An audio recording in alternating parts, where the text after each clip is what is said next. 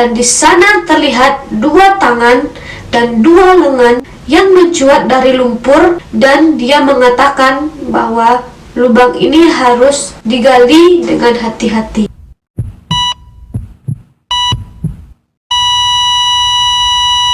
Hai, assalamualaikum warahmatullahi wabarakatuh. Kembali lagi di channel aku, Ana Maulida, dan terima kasih juga udah klik video ini. Nah, di video kali ini sesuai dengan judulnya, kita bakalan bahas salah satu serial killer dari Amerika yang bernama John Wayne Gacy.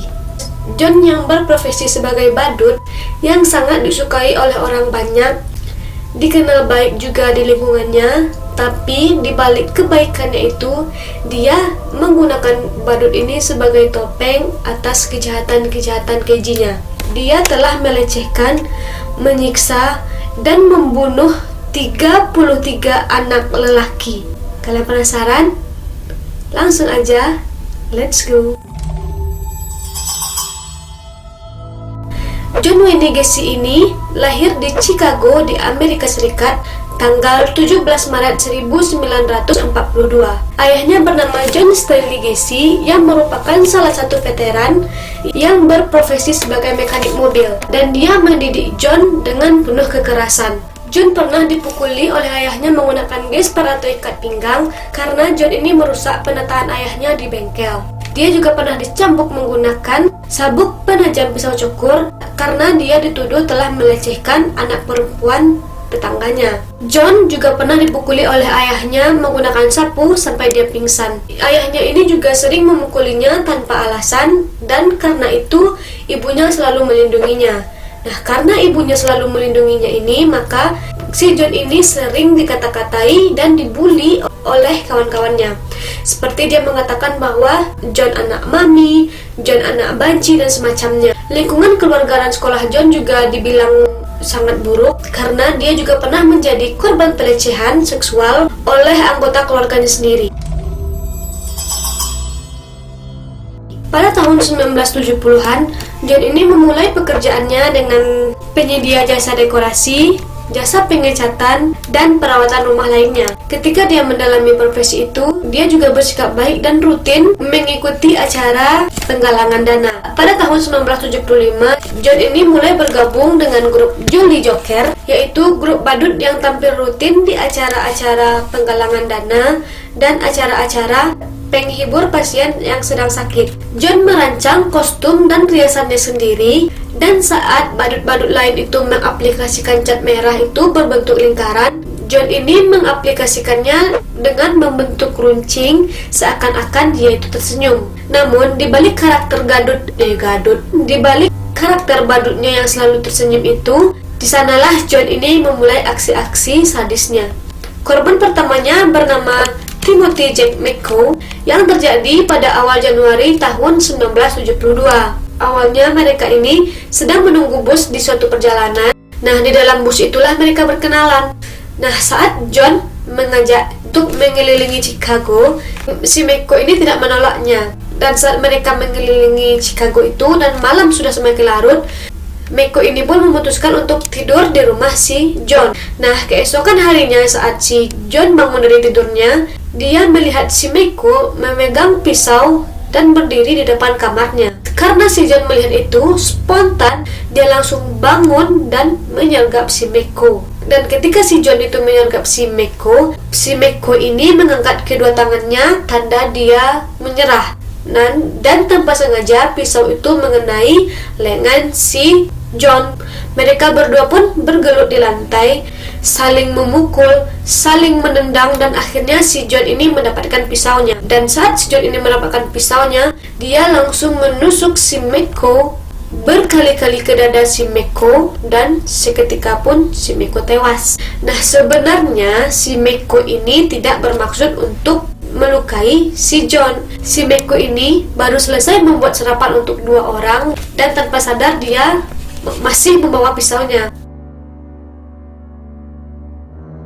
Begitu juga dengan si John, dia mengira bahwa si McCoy ini akan menyerangnya, maka di sana terjadilah kesalahpahaman. Nah, kan tadi si McCoy sudah tewas ditusuk oleh si John. Kemudian mayat si McCoy ini dikubur oleh si John di ruang bawah tanahnya dan mayatnya ini ditutupi dengan selapis beton. Nah, pada tahun 1976 sampai 1978 ini adalah periode di mana John Wayne Gacy ini melancarkan aksi-aksi pembunuhannya, yang mana semua targetnya itu adalah anak laki-laki yang berusia 4-18 tahun.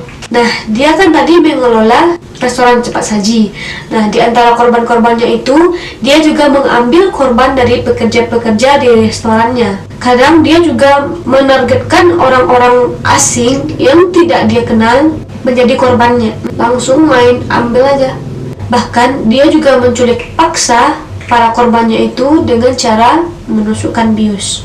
Nah, pada tahun 1975 ini, si John ini memulai pola pembunuhan yang baru dengan cara mengajak para korbannya itu untuk minum di rumahnya. Nah, saat korban sudah mabuk, John ini memborgol kedua tangan korbannya alih-alih untuk menunjukkan sulap.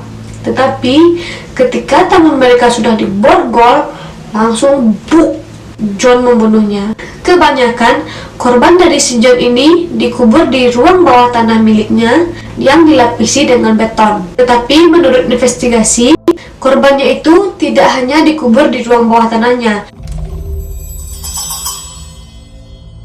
Penyelidikan polisi dimulai pada saat Robert Jeremy Pace menghilang. Dia bekerja sebagai salah satu karyawan part-time si John. Dia bekerja di salah satu restoran cepat saji John. Nah, sebelum keluar, si Robert ini meminta izin kepada ibunya, dan dia mengatakan dia akan bertemu dengan kontraktor yang bernama John, yang mana si John ini menawari gaji yang lebih besar. Tapi Robert ini tidak pernah kembali, dan saat itulah ibunya menelpon polisi. Nah, setelah polisi mendapatkan telepon dari ibunya si Robert, polisi ini pun memulai penyelidikannya, dan ia mendapatkan keterangan dari apoteker yang mengatakan bahwa benar dia melihat pertemuan John dengan si Robert. Nah, selang beberapa lama, John ini dimintai keterangan, tetapi John ini selalu menolak beberapa kali bahwa dia terlibat dengan hilangnya si Robert. Nah, karena si John ini selalu menolak, polisi pun diam-diam melakukan pengintaian di rumah si John dan selalu mengamati apapun yang dikerjakan oleh si John. Dan ketika surat izin itu didapatkan, seorang detektif pun langsung menggeledah rumahnya si John di West Samardala Avenue, Des Plaines. Nah, ketika sampai di rumah itu, detektif ini sama-sama mencium bau busuk dari rumahnya si John yang berasal dari ruang bawah tanah. Dan pada tanggal 22 Desember, John menghubungi pengacaranya dan mengakui bahwa dia telah membunuh si Robert. Keesokan harinya, tim kepolisian pun menggeledah rumahnya si John, dan kemudian polisi menemukan rongga berlumpur dengan tinggi 50 cm yang hanya bisa dimasuki dengan cara merangkak. Dan pada kedalaman 60 cm, polisi pun menemukan sesosok mayat yang sudah mulai membusuk dan bagian-bagian tubuh lainnya. Ketika ditanya di mana lagi si John ini menyimpan mayatnya, John ini pun membawa polisi ke arah garasi. Kemudian dia menyemprotkan cat ke lantai semen dan mempersilahkan polisi untuk menggalinya.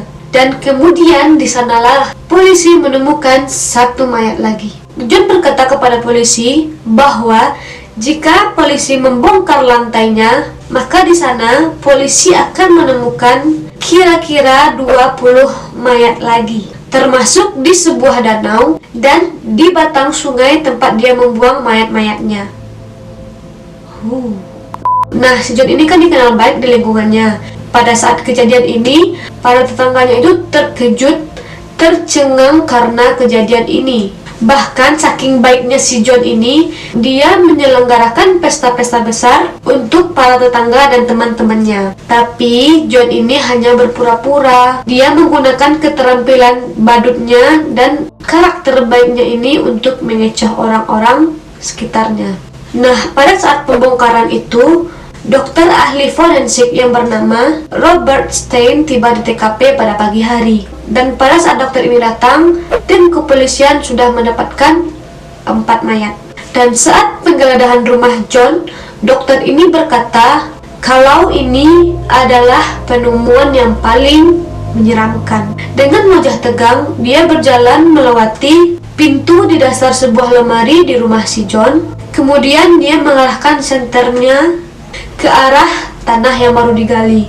Dan di sana terlihat 2 tangan dan 2 lengan yang mencuat dari lumpur, dan dia mengatakan bahwa lubang ini harus digali dengan hati-hati. Dan pada akhirnya polisi ini menemukan 33 mayat anak laki-laki, yang mana semua itu sesuai dengan petunjuk si John. Nah, ketika kasus ini sedang marak-maraknya, di sana muncullah koran-koran yang mengatakan bahwa ada beberapa orang yang lolos dari kejahatan si John. Salah satunya bernama Jeffrey Ringel. Jeffrey mengatakan pada tanggal 22 Desember 1978, dia pergi ke Newton, yang merupakan tempat bar dan diskotik terbesar dan terpopuler di Chicago. Nah, ketika dia sedang berjalan, tiba-tiba ada seseorang yang menghadang langkahnya. Nah, kemudian pria bertubuh kekar ini mengajak Jeffrey untuk mengelilingi Chicago sambil menghisap ganja bersama. Belum lagi si Jeffrey ini menghisap setengah ganjanya, tiba-tiba pria ini pun melingkus dan mendekap wajah Jeffrey menggunakan kain yang telah diberikan kloroform, dan itu mengakibatkan si Jeffrey ini pingsan. Ketika Jeffrey ini sadar, dia mendapati dirinya berada di dalam rumah pria tadi, dan dia melihat pria itu berdiri di depannya tanpa pakaian. Dan di sana Jeffrey juga melihat berbagai macam alat penyiksaan seksual tergeletak di sekelilingnya. Dan setiap kali Jeffrey sadar, lelaki itu selalu memberikan kloroform agar si Jeffrey ini pingsan kembali. Dan keesokan harinya saat Jeffrey ini sadar, tetapi dia sudah menggunakan pakaiannya kembali. Dan saat itu juga dia langsung pergi ke rumah pacarnya, dan pacarnya ini membawa Jeffrey ke rumah sakit. Nah, setelah 6 hari dirawat, Jeffrey pun akhirnya sadar. Dan ketika sadar, dia mendapati tubuhnya itu dipenuhi luka dan dipenuhi dengan bekas sundutan. Nah, karena terlalu banyak menghirup kloroform, hatinya ini cedera permanen. Dan di rumah sakit itu pun dia langsung melaporkan kejadiannya kepada polisi. Nah, selain Jeffrey, ada juga beberapa orang yang lolos, yang bernama Robert Donnelly, yang diculik sebelum mengalami penyiksaan seksual seperti Jeffrey. Dan ada korban yang satu lagi lolos, yang bernama David Daniel, yang termasuk orang-orang yang beruntung. Karena saat dia ditawari ganja oleh lelaki itu, dia langsung menolaknya, dan si David ini menolak sampai 7 kali.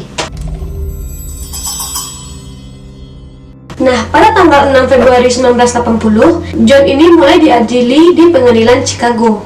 Dan selama di persidangan, dia selalu mengaku bahwa dia tidak bersalah. Namun, dokter ahli forensik membantahnya. Dan lagi, John ini pernah mengaku kepada kepolisian bahwa memang benar dia telah membunuh korbannya. John Wayne Gacy ini dinyatakan bersalah pada tanggal 13 Maret 1980 dan dijatuhi hukuman mati. John harus menunggu selama 14 tahun sebelum dia dieksekusi. Dan selama 14 tahun, John selalu mengajukan banding, dan alhamdulillahnya itu ditolak. Dan akhirnya pada tanggal 10 Mei 1994, pria yang dijuluki The Killer Clown ini pun dihukum mati, dieksekusi dengan cara menyuntikkan kalium klorida yang mematikan. Nah, tewaslah si John pada pukul 12.17. Nah, pada proses eksekusi ini, John ini tidak menunjukkan penyesalan atas perbuatannya. Kalian tahu apa kata-kata terakhir si John? Membunuh saya tidak akan menghidupkan seorang pun. Psikopat emang kok. Nah, itulah sedikit cerita tentang kesadisan si badut pembunuh. Mudah-mudahan kalian suka dengan videonya dan kalian bisa meresapi cerita-ceritanya. Jangan lupa klik like dan klik tombol subscribe agar channel ini makin berkembang. Dan jika ada saran dan ide-ide untuk video selanjutnya, kalian bisa komen di bawah atau DM di Instagram.